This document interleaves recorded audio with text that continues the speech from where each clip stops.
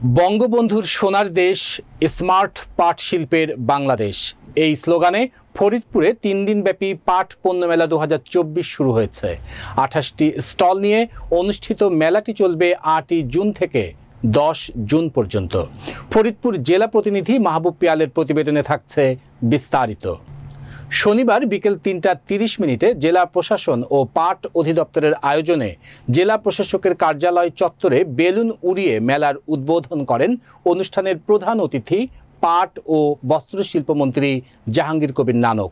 এ সময় উপস্থিত ছিলেন মৎস্য ও প্রাণী সম্পদ মন্ত্রী আব্দুর রহমান, ফরিদপুর 2 আসনের সংসদ সদস্য লাবু চৌধুরী, মহিলা সংরক্ষিত আসনের সংসদ সদস্য ঝর্ণা হাসান, জেলা প্রশাসক মোহাম্মদ কামরুল আহসান তালুকদার, বিজিএমই এর সভাপতি আবুল হোসেন, পুলিশ সুপার মোর্শেদ আলম, জেলা আওয়ামী লীগের সাধারণ সম্পাদক শাহ মোহাম্মদ ইশতিয়াক আরিফ। পরে প্রধান অতিথি ও অন্যান্য অতিথিবৃন্দ মেলার স্টলগুলো পরিদর্শন করেন।